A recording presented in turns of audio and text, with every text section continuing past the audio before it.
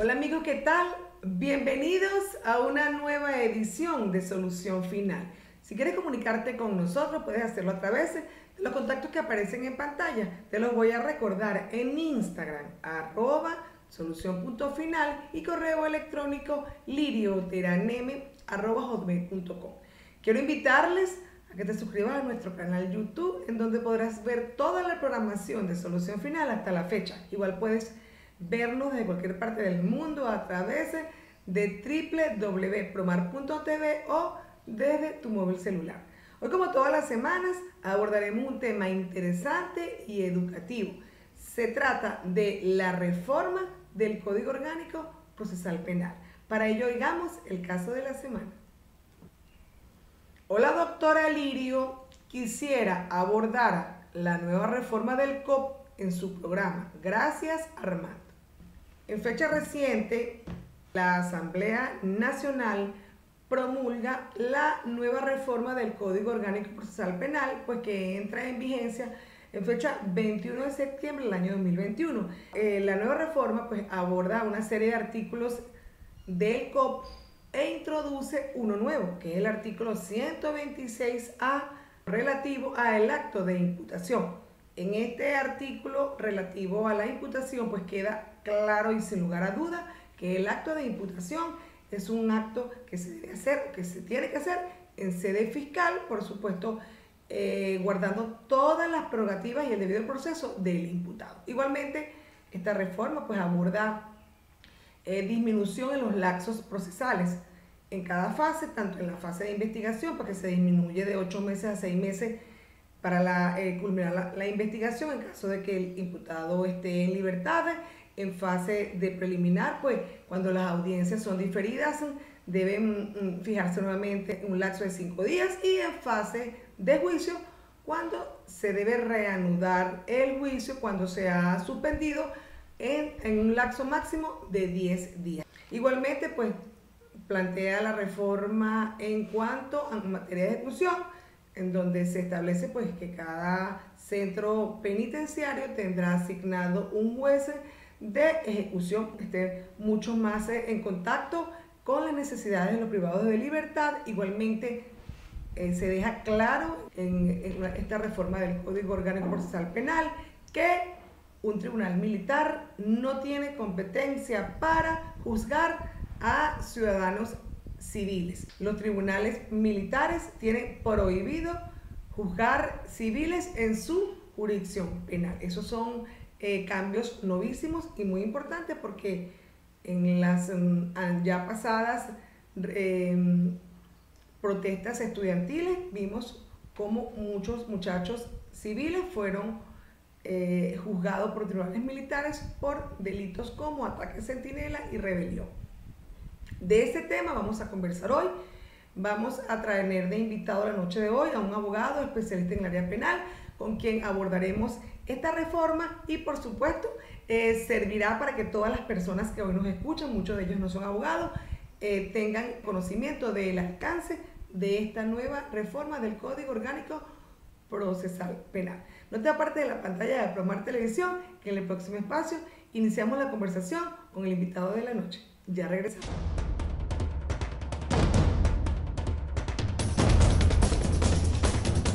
Amigos, estamos de vuelta nuevamente en Solución Final. Como les dije en el espacio anterior, hoy contamos con la presencia vía online de un abogado especialista en el área penal. Se trata de Pablo Espinal, abogado egresado de la Universidad de Santa María, especialista en Derecho Procesal Penal, especialista en Criminalística, profesor de pregrado y posgrado, ex fiscal del Ministerio Público, funcionario de carrera y conferencista. Bienvenido el abogado Pablo Espinal a Solución Final. Hola Lidio, gracias una vez más por la invitación.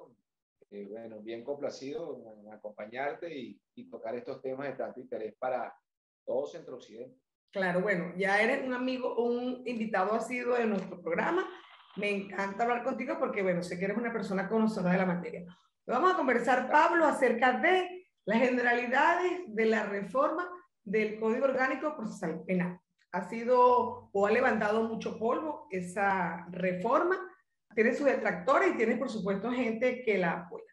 Yo estuve leyéndola la semana pasada y bueno, yo quisiera que habláramos de las generalidades, pero hay varios puntos que son muy importantes. Yo quiero que tú empieces conversando, Pablo, o empecemos abordando la nueva modalidad que introduce la reforma en relación a los derechos de las víctimas. ¿Cuál es tu consideración al respecto, Pablo? Bueno, Lidio, fíjate, comencemos por decir esta reforma del código viene publicada en Gaceta Oficial, hay una numeración, es muy fácil, 6644, y la fecha de la publicación de la Gaceta es de hace un mes, 17 de septiembre del 2021. ¿Okay? Aquí está todo el texto íntegro de los artículos que se modifican. Hay 18 artículos modificados y un artículo nuevo. ¿Okay?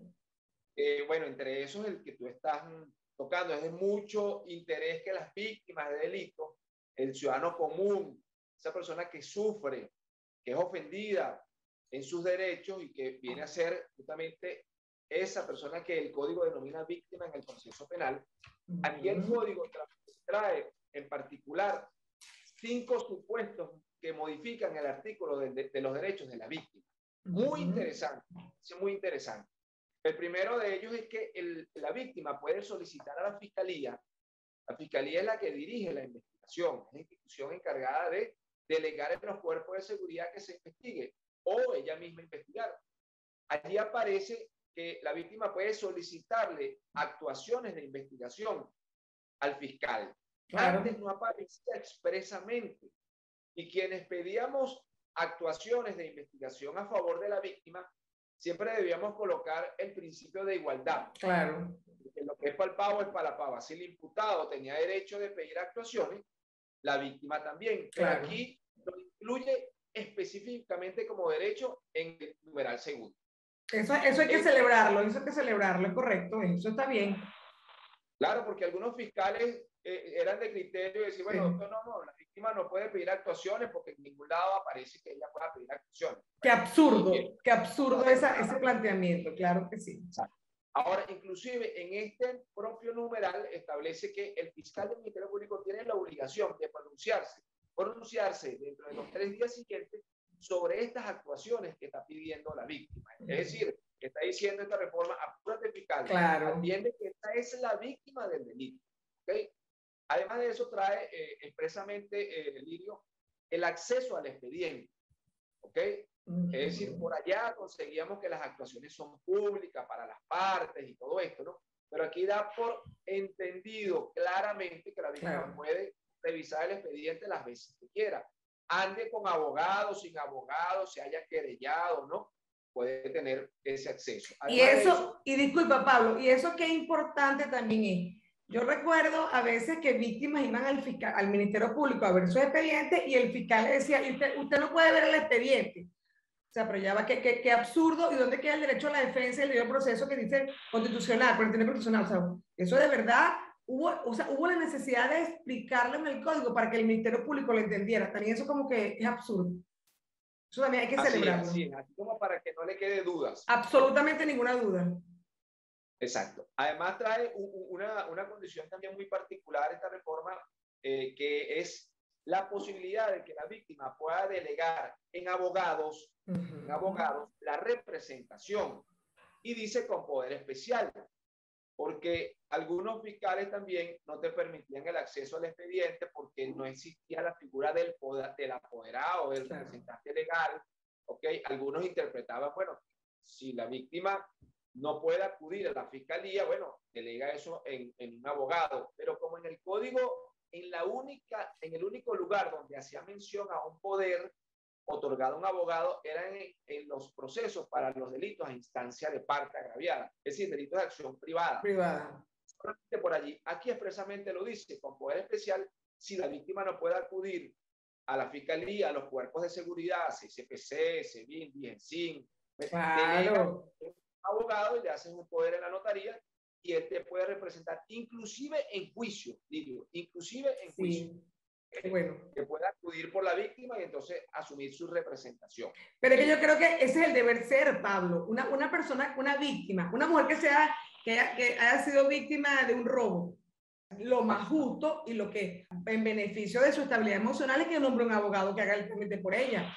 Claro, ¿De eso acuerdo? también es Porque sentido no quiere común. enfrentar, claro, no quiere reenfrentar nuevamente la situación Claro, así con es, personajes que así terminaron en es. su delito. Imagínate en los secuestros, en las Claro, extorsiones, las en las extorsiones. violaciones. Y bueno, bueno, fíjate, trae otra cosa muy innovadora también, que me parece muy interesante igual, que es que la víctima puede requerir que cambien al fiscal del Ministerio Público Sí. de la investigación cuando el fiscal no presente el resultado de la investigación en el tiempo previsto en el código. Es decir, si tú como fiscal estás siendo negligente, no estás haciendo tu trabajo a tiempo, ¿ok? Tú no estás cumpliendo con los lapsos que te establece el código. Entonces, en la emisión de ese Sí. acto conclusivo, que es el resultado de la investigación, puede pedir a esa víctima que se le cambie. Mira, ponme otro fiscal porque este no me está dando respuesta como víctima. Este señor pues, está incumpliendo Claro. con lo que le corresponde, ¿no? Y otra cosa, por último, Bueno, pero sobre eso es bueno y es malo. Eso es bueno si esos fiscales que van a ser cambiados van a ser objeto de una sanción por parte del Ministerio Público, pero eso no es tan bueno si lo que van a hacer es hacer omisivo y empiezan a quitarle el trabajo de su despacho. O sea, eso también hay que verlo con lupa. Eso es bueno y es malo.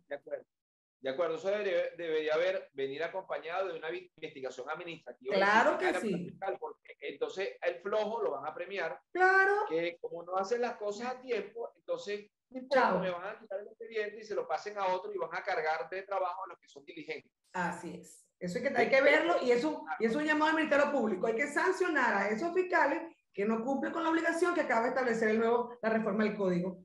Porque entonces Eso si no es. estamos premiando a los flojos. Así mismo. Okay. Por último, en este artículo 122 de que recoge los derechos de la víctima está el tema fundamental de esta reforma, que responde a una circunstancia que está viviendo el Estado venezolano con respecto a las violaciones de derechos humanos y la Corte Penal Internacional. Aquí se le da facultades a las víctimas para que en hechos de violaciones de derechos humanos puedan desde fuera del país, es decir, los que están fuera del país, que se han ido por razones diversas, ¿ok? Puedan desde las representaciones diplomáticas, es decir, a través de los consulados o de las embajadas, poder hacer denuncias y poder hacer solicitudes y poder plantear inquietudes con respecto a los delitos de los cuales a ellos hayan sufrido esas violaciones de derechos humanos.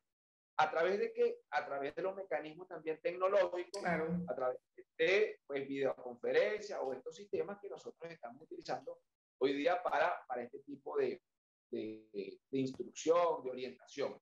Yo tuve la oportunidad, Lirio, una cosa muy innovadora y una grandísima experiencia que tuve yo en el año 2004 exactamente, 2004-2005. Hicimos a través de la embajada el consulado de Venezuela en Miami, pudimos declarar a 2 víctimas de violaciones de derechos humanos en unos ajusticiamientos policiales. Qué bueno. Y pudimos ubicarnos en el consulado de Miami y en el tribunal hacer un sistema de videoconferencia y desde aquí los interrogamos, el tribunal interrogó la víctima, yo estaba en la fiscalía en ese entonces y logramos la condena de aquellos funcionarios policiales por esas violaciones de derechos humanos. Qué bueno. Muchas víctimas de este tipo de delitos, como es el Estado el que viola los derechos humanos, las víctimas se sienten intimidadas, amedrentadas, amenazadas, se van del país por protección. Claro. ¿Ok? Entonces, aquí da la posibilidad de que, bueno, cualquier actuación que debas hacer, vea las representaciones diplomáticas y hazlo desde allí. Todas las víctimas que nos están viendo, porque este programa nada más no se ve en el Estado Lara, pues lo puedes ver por la web, que se sientan, que creen o que consideren pues, que el Estado venezolano violentó un derecho, pues ya tienen la posibilidad de buscarse un abogado que les asesore y desde el sitio donde están, de una embajada o de un consulado, puedes entonces denunciar. Y eso está muy bien pensado. Ahora vamos a ver si en la vida real se va a poner en práctica esa disposición. Ojalá sea así. Mira, otro de los aspectos que se reforma allí es justamente en ese caso de violaciones de derechos humanos.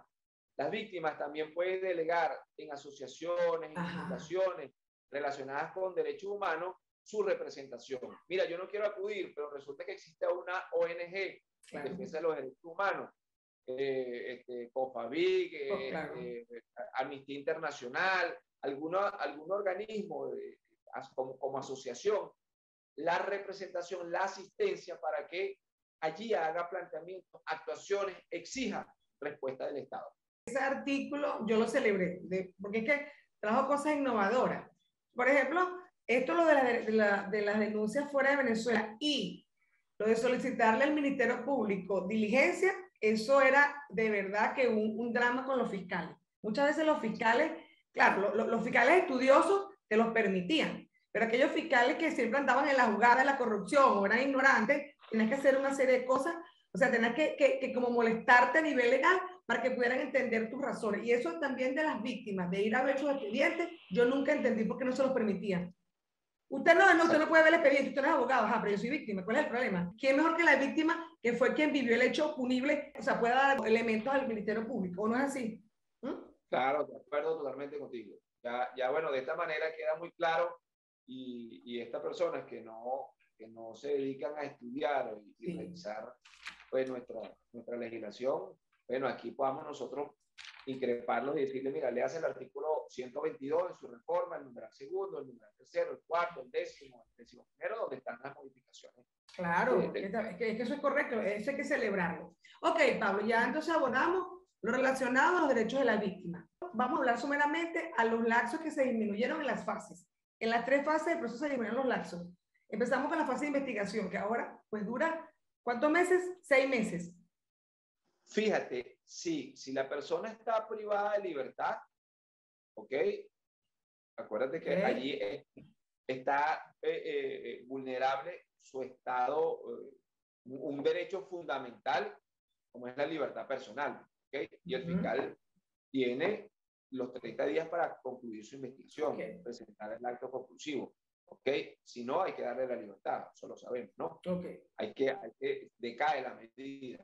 Ahora, cuando la persona no está detenida, entonces rebajaron el lapso, lo disminuyeron. Antes eran 8 meses, desde la individualización. ¿Individualización qué significa? Que la fiscalía le diga, mira, aquí estoy investigando a Pedro Pérez, ¿ok? Ya estoy señalando a una persona en particular. El código, además de modificar el lapso, ahora lo reduce a 6 meses, También dice que no solamente la individualización, sino a partir, lógicamente, del acto de imputación. Es decir, desde que lo llama la fiscalía, es que estoy investigando, nombra a tu abogado, un abogado que te represente y solicita las actuaciones que tú creas que te puedan exculpar del delito. Discúlpame, Pablo, tenemos que hacer la primera pausa en Solución Final. Amigos, les recuerdo que hoy conversamos vía Zoom con el abogado Pablo Espinal acerca de las generalidades de la reforma del Código Orgánico Procesal Penal. No te apartes de la pantalla de Promar Televisión, que ya regresamos.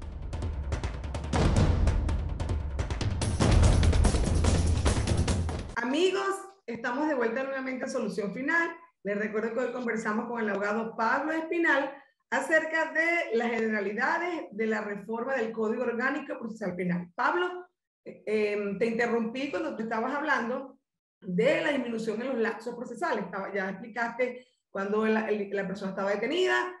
También dijimos que en fase de investigación se redujo de 8 meses a 6 meses. Si la persona no está detenida y está individualizada o imputada, puede ser que el tribunal otorgue una prórroga de 30 días más solo por ello, si se justifica que se trata de un hecho grave que requiere pues, un mayor tiempo para ello. Eso es un lapso prudencial que se le da de prórroga para que el Ministerio Público concluya la investigación. Ahora, en el código hay un párrafo que habla de los delitos que tienen la penalidad más alta y son los delitos más graves. Estamos hablando de violaciones, homicidios, secuestros, donde hay multiplicidad de víctimas, donde se tratan delitos contra los niños, niñas, adolescentes. Claro.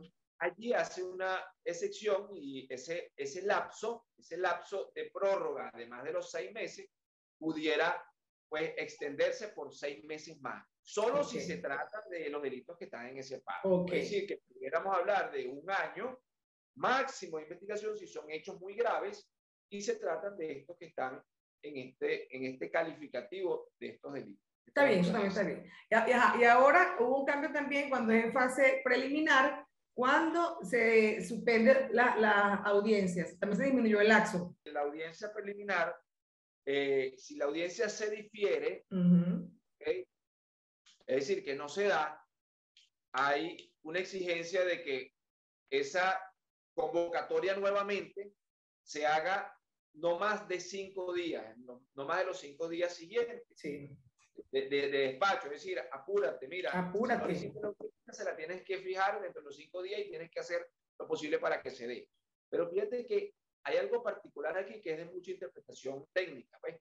Porque agregan en el artículo una frase que dice, entendiéndose que las partes están a derecho. Sí. Para los civilistas, el que está a derecho no necesita notificación. Sí, es correcto. Significa que tienes que estar revisando el expediente o revisando el sistema a ver para cuándo la fijaron. Entonces, da a entender aquí que no se puede diferir entonces a partir de este momento porque no se libró ninguna boleta o porque la boleta no hay resultas. ¿Sabes que esa es una de las excusas por las cuales difieren muchas audiencias preliminares? Claro. Porque no, la víctima no recibió la boleta, el defensor no recibió la boleta.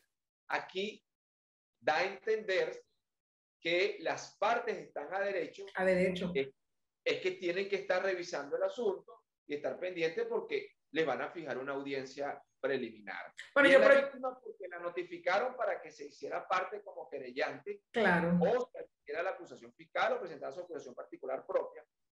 Y para el imputado, por supuesto, para que acuda, conteste o ponga secciones, acuda a la audiencia, igual su defensor. Entonces, como ya lo notificaron la primera vez para la víctima, para la audiencia inicial, ya para la segunda se entiende que están a derecho. Claro, pero yo entiendo, Pablo, que tú vas a la audiencia, difieren la audiencia, como es la práctica, por lo mínimo en Barquisimeto. Te levantan el acta y ahí te dicen la fecha para dentro de los 5 días siguientes. Lo que van a tener que hacer es que van a tener que nombrar 50 jueces de control, porque esos 9 jueces de control no se dan abasto para llevar a cabo esta reforma. O sea, vamos a estar claros, eso va a ser otro embudo.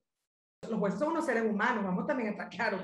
Debe haber más de 20.000 causas en control en el estado Lara. Puedan solucionarse de esta manera. Esta reforma es bellísima. El problema es que se vaya por llevar, se ponga en práctica, pues. Sí, sí. Yo interpreto que eliminar excusas y razones para diferir la audiencia preliminar. ¿Ok? Y que los jueces entonces presten un poco más de interés en que se celebren y que, bueno, que fluya, pues, las diferentes partes procesales. Así. ¿Okay? Y en juicio, en la fase de juicio también hubo una reforma de los laxos. También se disminuyó. Sí, fíjate, para la fijación del debate, es decir, el inicio del juicio oral y público, antes eran no menor de 10 ni mayor de 15 días. ¿Okay? Ahora se redujo no menor de 5 días ni mayor de 10. Es decir, entre 5 y los 10 días debe fijarse el juicio oral y público. Antes era de 10 a 15. También en la fase de juicio se habla de la interrupción del debate, ¿no? Se dice que, bueno, antes eran 15 días. Si hoy se está celebrando el juicio y hoy se interrumpe, es decir, se suspende porque va a continuar la sesión otro día, ¿ok? Antes podría celebrarse dentro de los 15 días. Ahora no, ahora te dice esa interrupción no puede ser más de 10 días. Es decir, volvimos al código inicial, es decir, no más de 2 semanas. Si el día 11 no se ha continuado ese juicio, se interrumpe el debate y hay que comenzar otra vez de nuevo el juicio. Es que yo creo, Pablo, tú que fuiste fiscal y yo fui defensora, que si este código tan espectacular, cuando no sufre tantas reformas y hubiese sido, o sea, si hubiese llevado a cabo, si hubiese puesto en práctica como se estableció originalmente, a lo mejor no hubiera tanto retardo procesal. Pasa que le hicieron mucho maquillaje. Este código era tremendo código cuando se inició. Es una belleza de código. Sí, bueno. Volvimos otra vez al inicio con esta reforma. Sí, de acuerdo. Y creo que inicialmente se pretendía, bueno, darle celeridad a los procesos, que las partes tuvieran con una respuesta oportuna de las instituciones. Claro. Y después algunas reformas, Lirio, me atrevo a decir, que han respondido a situaciones excepcionales, unas de índole política, otras dependiendo de quién está en la cabeza de las instituciones. Entonces, en razón de eso, bueno, vamos a darle más confianza al Ministerio Público, vamos a darle más confianza al Poder Judicial. Entonces, bueno, eso por supuesto que muchas veces nos ha demorado los procesos, como lo vamos a hablar de una figura más adelante. Claro, vamos a ver qué pasa con esta nueva reforma. Ahora vamos a adentrarnos, creo que en un tema que ha sido bien álgido, y es el tema de la imputación. Okay. Por supuesto, se introdujo un nuevo artículo, el artículo 126A, en donde queda claro, sin lugar a duda, que el acto de imputación se hace en sede fiscal. ¿Cuáles son tus consideraciones respecto a ese tema de la imputación?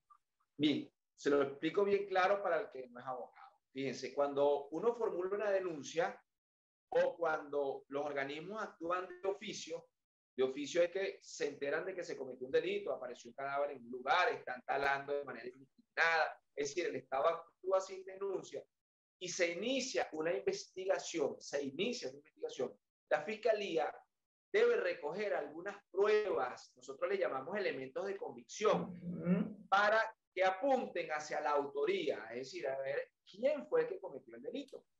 ¿Qué es lo que dice esta reforma? Utiliza unos términos bien particulares allí, que dice que el fiscal debe tener la probabilidad objetiva de responsabilidad, que debe tener algunos elementos que lo convenzan de que Pedro Pérez como que es el que cometió ese delito, claro, por lo que ya yo he adelantado a la investigación. Entonces, ¿qué significa el acto de imputación? Es que el fiscal, una vez que ha adelantado algo de la investigación, cita por escrito a la persona a la sede de la Fiscalía y le dice, mira, yo voy a proceder a imputarte un delito o dos delitos o X cantidad de delitos, ¿no? Yo te voy a entregar una comunicación, un oficio, una comunicación para que tú vayas al tribunal de control y el tribunal te juramente un abogado. Si tienes abogado privado, evidentemente, familiar, amigo, X, tú haces una designación y la presentas ahí al tribunal. Y allí lo van a juramentar como tu abogado defensor. Si no tienes abogado privado, el Estado te designa un defensor público. Claro. ¿Ok? Entonces, una vez que ya tú tienes tu defensor, sea público o privado, entonces tú debes acudir nuevamente a la Fiscalía, ya juramentado, y entonces el fiscal te va a fijar el día del acto de imputación. ¿Cómo es eso, Lili? Que la gente dice, bueno, ¿qué es imputación, denuncia, demanda? La gente a veces está todo enredado. Se asusta, horrible. Es una cosa que a la gente, no, o sea, mire, doctora, me llaman para imputarme. O sea, la gente ya piensa que lo van a meter preso, lo van a condenar a 50 años de cárcel. O sea, es una cosa que genera demasiado miedo en el común denominador. Así es. Correcto. ¿Qué significa la imputación? Es que la Fiscalía, como representante del Estado, te va a decir, mira, yo estoy investigando un hecho. El hecho que estoy investigando es que se metieron en determinada casa, vivienda, y se hurtaron o se robaron determinados objetos. ¿Ok? Ese hecho, hasta lo que yo he recogido hasta ahora, presumimos que sea usted el autor de ese delito. Yo, ya que está usted acompañado aquí de su abogado defensor, yo le voy a tomar una declaración a usted en condición de imputado, para que usted se defienda y eche su cuento y diga pues lo que tiene que decir para desvirtuar o no el hecho que yo le estoy atribuyendo a usted. Claro. Esta es una oportunidad de defensa para el imputado. Y el abogado defensor también puede hacerle algunas preguntas, claro, y pedir algunas actuaciones para que se aclare si la persona es o no. Es decir, actuaciones que lo exculpen, decimos nosotros, que lo saquen de la culpabilidad del hecho. Como por ejemplo, yo quiero que se declaren a los testigos tal y tal, yo quiero que se haga tal experticia, yo quiero que se mande una comunicación a tal sitio para que vean que yo estaba trabajando ese día, claro, y no pude haber estado en ese otro lugar, yo quiero que se tomen mis huellas, yo quiero que se tome mi firma. Es decir, puede pedir cualquier actuación en libertad para que el fiscal la desarrolle, ¿ok? Y pueda aclarar si ese es el autor o no del hecho que se está investigando. Sí, es una oportunidad de oro para el imputado, porque de verdad que ahí tú puedes pedir todo lo que tú creas que te va a exculpar. De verdad que es una gran oportunidad.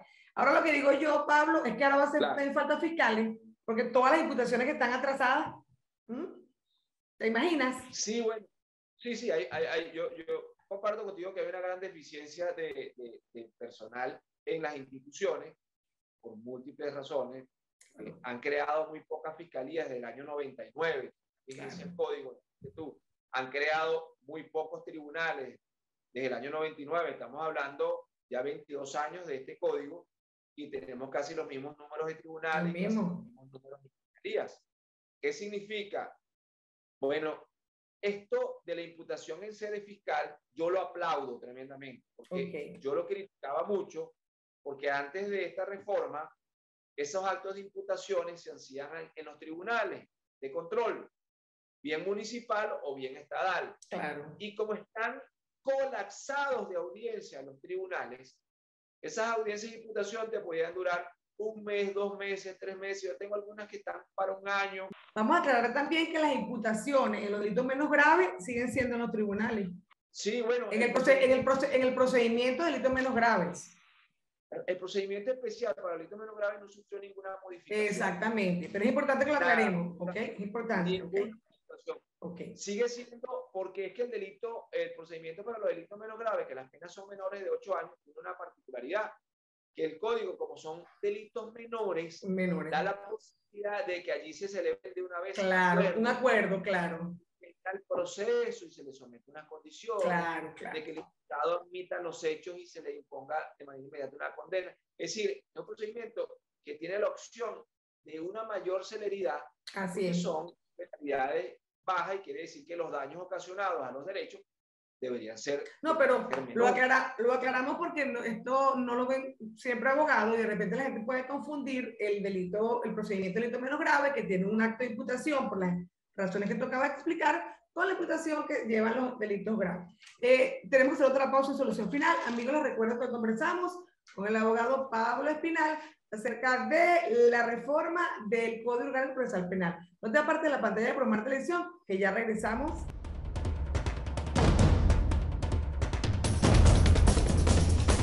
Amigos, estamos de vuelta nuevamente en Solución Final. Hoy hablamos con el abogado Pablo Espinal acerca de las generalidades de reforma del Código Orgánico Procesal Penal. Pablo, llegamos a los minutos finales. Quiero entonces que vayamos cerrando la idea.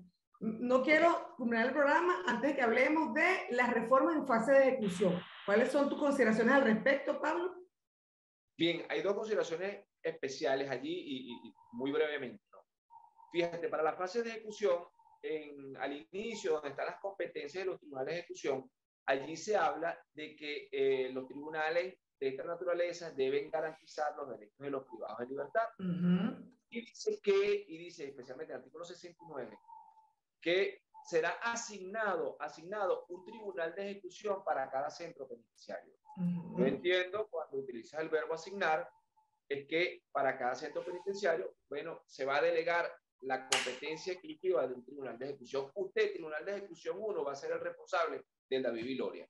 Usted, tribunal de ejecución 2, va a ser el responsable del Fénix. Usted, tribunal de ejecución 3, va a ser el encargado de los detenidos privados de libertad en Patepalo, en la Policía Nacional. ¿Okay?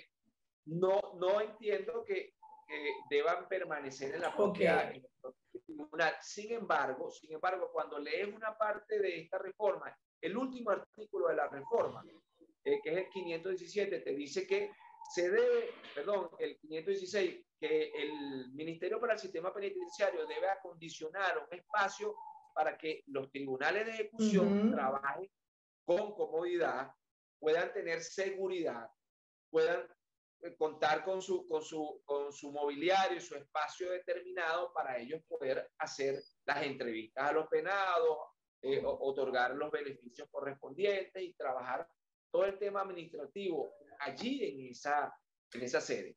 Bueno, pero yo de ahí, rápidamente, a mí me parece que, bueno, si eso fuera así, yo creo que no van a poder rotar más nunca a los jueces, porque un juez de juicio que haya condenado a un ciudadano a 20 años de prisión, no puede ser el mismo juez que vaya a ir luego un penado a ver el juez, a tratar de buscar todo lo relacionado a su condena. Eso es contradictorio. Eso es contradictorio. Claro, porque también claro. entra en juego la vida del juez. De acuerdo. De hecho, la figura de la recusación entra aquí en juego, porque claro, yo tengo que trabajar el expediente a quien condené en otra fase, pues el código te establece, si yo ya emití opinión, si yo ya trabajé ese asunto en otra fase anterior, no puedo conocer en ejecución, tendría que inhibirse. Claro, pero también ¿cómo hacer si ese es el que está asignado para ese? No, y también tampoco hay tantos jueces para que empiecen a inhibirse todos los jueces de ejecución. O sea, yo me imagino que a partir de la reforma, los jueces de ejecución serán solamente jueces de ejecución. Creo yo que es lo más lógico y lo normal. Quizás sea así. Bueno, la dinámica en la práctica, en la operatividad de esta normativa nueva, pues tendrá sus modificaciones quizás más adelante, o unas medidas de tipo administrativa, ¿no? Así es. Fíjate, hay otro detalle, repito, en cuanto a la fase de ejecución, es que esto es lo más crucial de esta fase, que hay penados que han sido trasladados a otros estados. Por ejemplo, la persona cometió el delito aquí en Lara, fue condenado por Lara, su expediente está en el Tribunal de Ejecución de Lara, pero lo trasladaron para Yaracuy, o lo trasladaron para Los Llanos, otros están en El Dorado, otros están en la Penitenciaría General de Venezuela, claro, otros están en Táchira, y su expediente es de Lara. Entonces, ¿qué hace esta reforma? Está exigiendo que los jueces de ejecución manden los expedientes al sitio donde está esa persona cumpliendo la penalidad, donde está cumpliendo esa condena. De manera que pueda ser su juez directo, su juez natural. Porque ¿qué sucede ahorita, Lirio? ¿O qué sucedía hasta ahorita?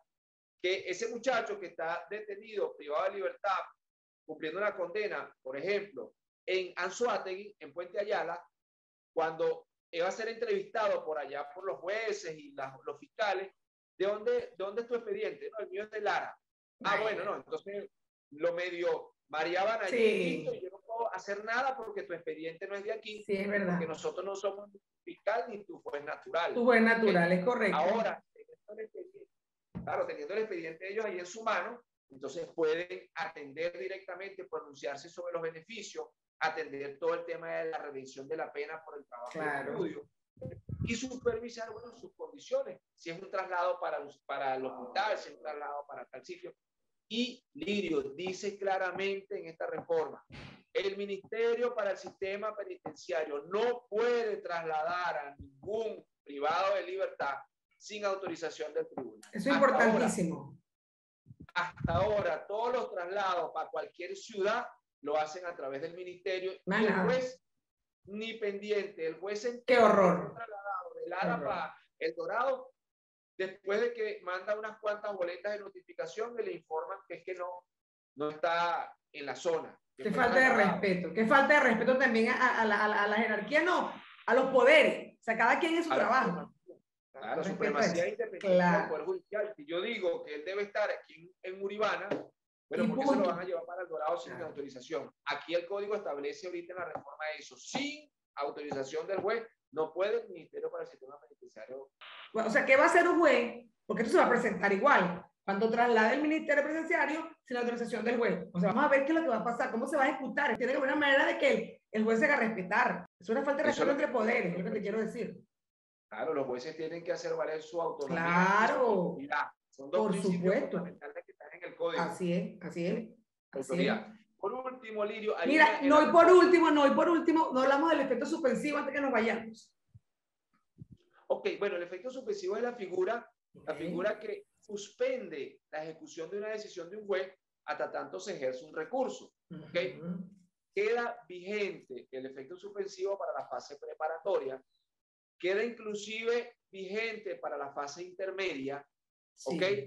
Pero para donde se da a entender que no queda vigente, no lo dice expresamente, pero se da a entender que el efecto suspensivo no va a impedir que se cumpla la libertad de un procesado, un acusado, si es absuelto.